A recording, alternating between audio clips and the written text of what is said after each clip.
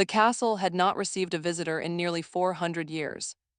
Lord Marin Ashworth stood at the highest window of the eastern tower, watching the storm swallow the mountains whole. Snow fell in thick curtains, erasing the forest below and turning the ancient pines into ghosts. The wind screamed against the stones of his fortress, but inside only silence answered. He was used to silence. As a vampire who had walked the earth for over 8 centuries, Marin had grown accustomed to many things that would drive mortal men to madness. The endless nights, the weight of time pressing against his chest like a stone, the slow fading of every face he had ever loved, every name he had ever spoken, until only shadows remained in the halls of his memory. He had been a king once, centuries ago, when the world still believed in such things as vampire lords and the kingdoms they ruled. Now he was simply a remnant, an echo of an era that had passed into legend. The humans in the villages far below the mountain knew only that the castle existed, and that no one who entered ever returned. They assumed he was a monster. Perhaps in some ways they were right. Marin turned from the window, his pale fingers trailing across the frost-covered glass.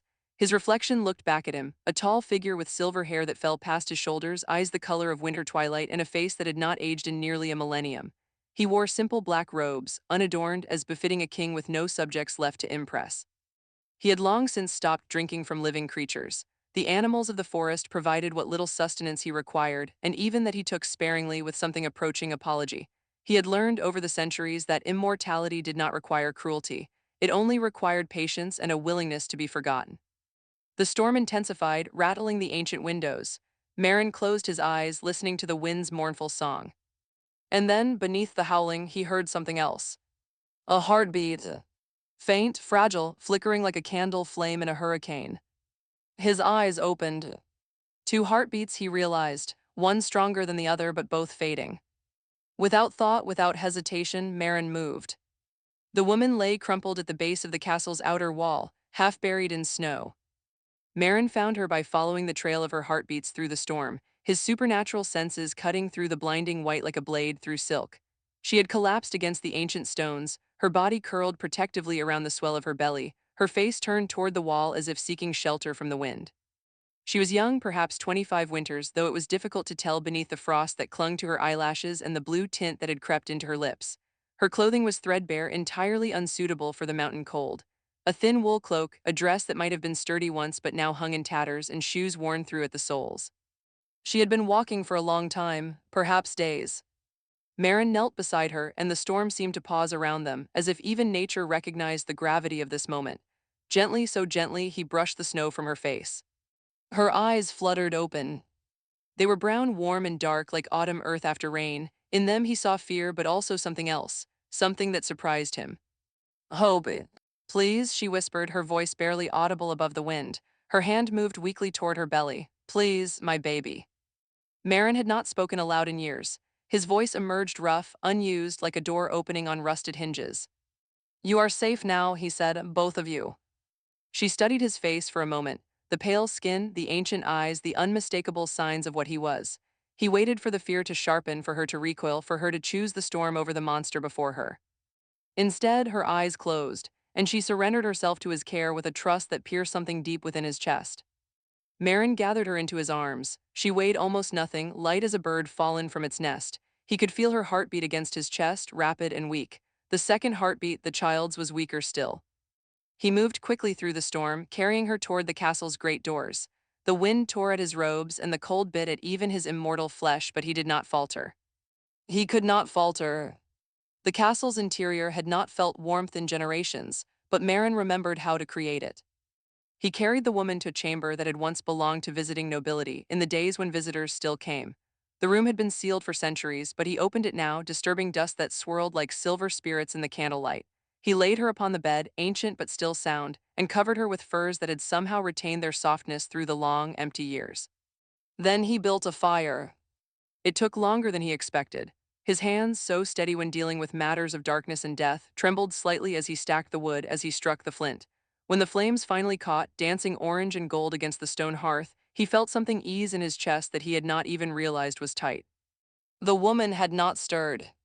Marin sat beside the bed, studying her face in the firelight. She was beautiful, but not in the way of courtly ladies or painted portraits. Hers was a practical beauty, the beauty of someone who had worked hard and endured much, whose face showed the lines of worry and the shadows of sleepless nights.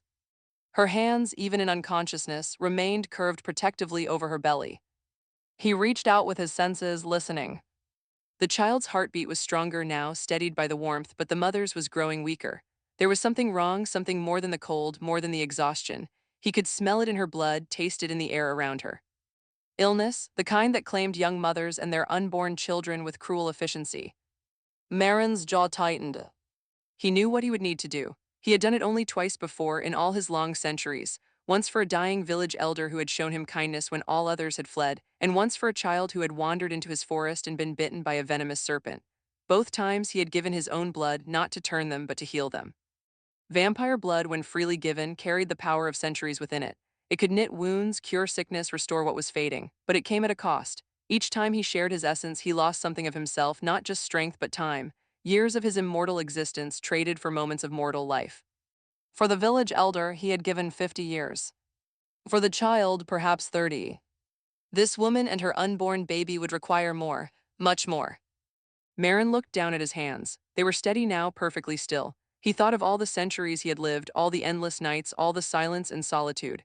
He thought of the faces that had faded from his memory, the names that had become whispers, the kingdoms that had crumbled to dust. What was time to someone who had too much of it? What was sacrifice to someone who had nothing left to lose? He made his decision without hesitation. The ritual was simple but demanding. Marin drew a small blade across his palm, allowing his blood to well up dark and ancient, carrying within it the distilled essence of 800 years. He let several drops fall into a cup of water drawn from the castle's deep well, watching as the liquid turned the color of garnets. He lifted the woman's head gently, supporting her neck, and pressed the cup to her lips. "Drink," he murmured, "trust me." Perhaps she heard him in her dreams. Perhaps her body simply understood what her mind could not. She swallowed once, twice, 3 times, and then fell back into her healing sleep. Marin felt the cost immediately. It was not pain precisely, more like the sensation of something vital draining away. Warmth left his limbs. His vision dimmed at the edges. For a moment, the centuries weighed upon him all at once, and he felt truly, genuinely old.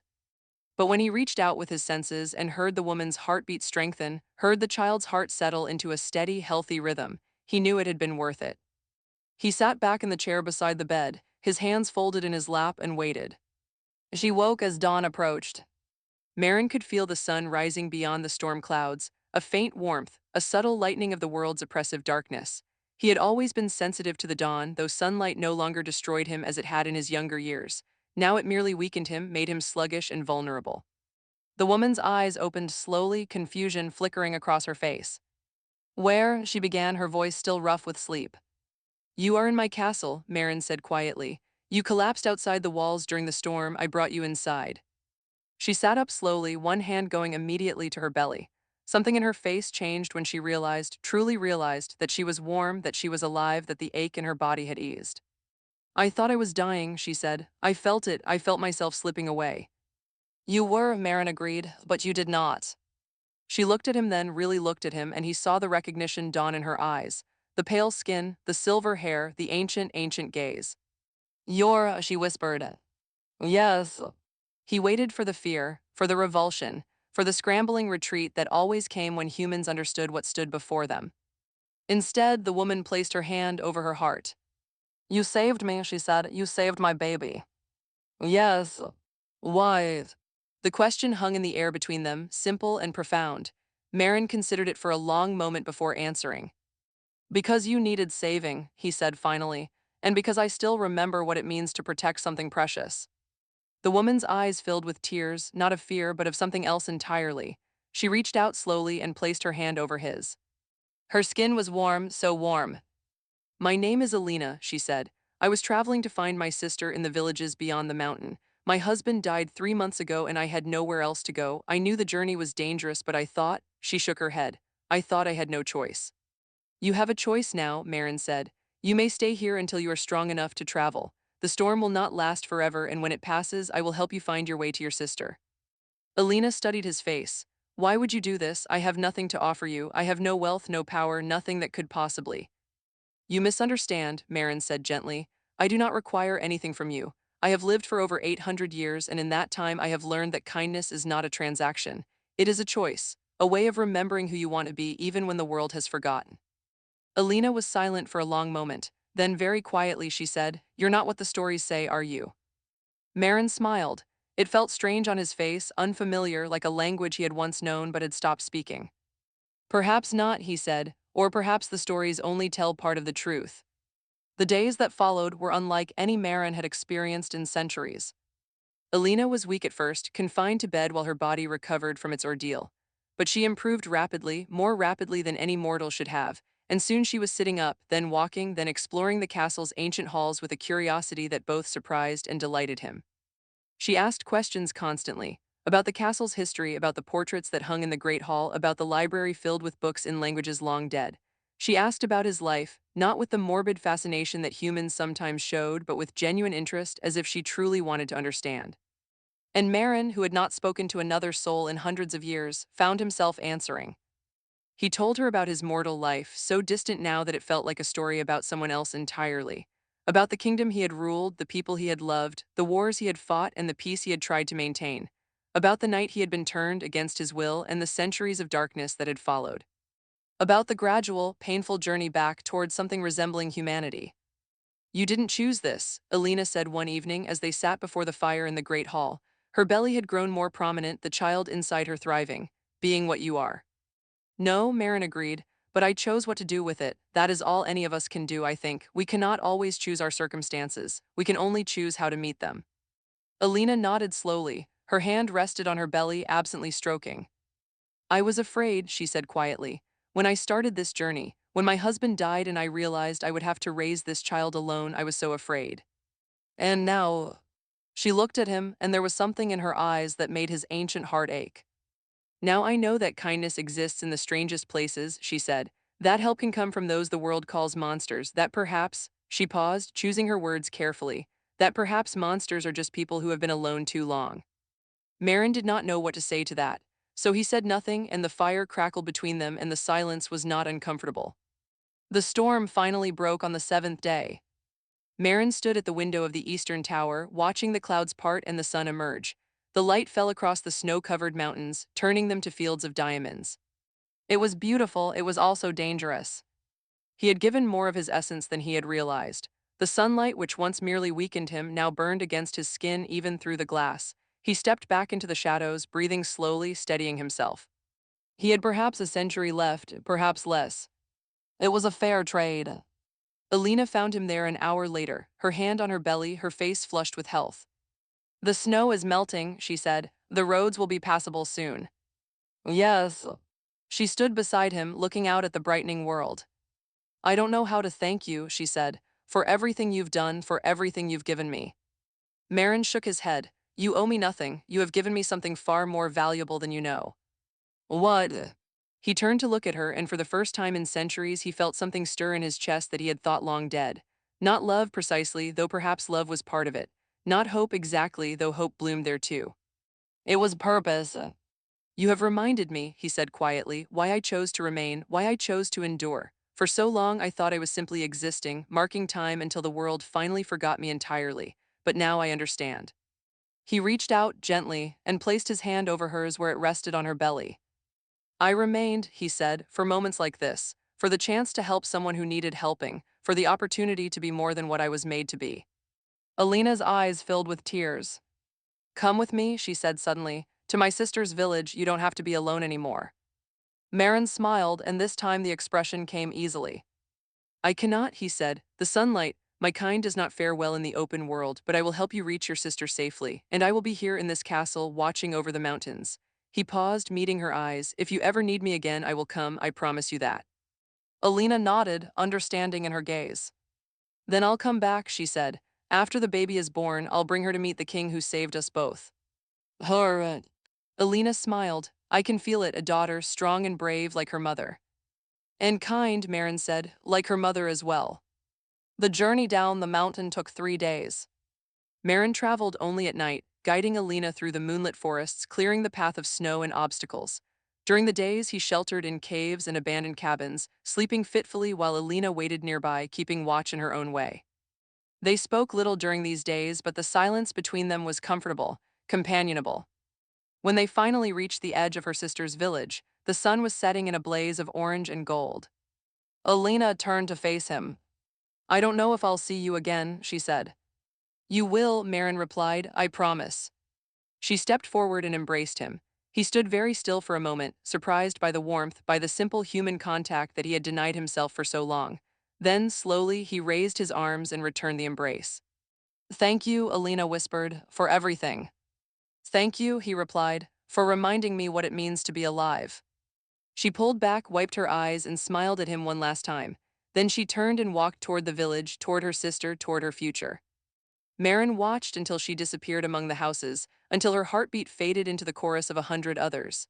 Then he turned and began the long journey back to his castle. The mountains were dark and cold, but for the first time in centuries he did not feel alone. 6 months later, a letter arrived. Marin found it tucked beneath a stone at the base of his castle walls, delivered by some brave merchant who had heard the stories of the vampire king but carried the letter anyway. Inside, the handwriting was neat but hurried. Dear Lord Ashworth, I promise to write and I always keep my promises. Her name is Myra, she has her father's eyes and her mother's stubbornness. She is healthy and strong and absolutely perfect. My sister asks constantly about the kind stranger who saved me on the mountain. I tell her only that he was a good man who helped me when I needed it most. She doesn't need to know more than that. I think of you often, I hope you think of me sometimes too. When Myra is old enough to travel, I will bring her to meet you. Until then, know that you are not forgot. With gratitude and affection. Alina. Marin read the letter 3 times. Then he folded it carefully and placed it in the pocket of his robe, close to his heart. Outside, the sun was setting, painting the mountains in shades of rose and gold. He walked to the eastern tower, stood at the window, and watched the light fade. He was still a vampire. He was still ancient, still alone, still haunted by the weight of centuries. But he was also something more. He was a protector, a guardian, a quiet light in the darkness. And for the first time in a very long time, that was enough.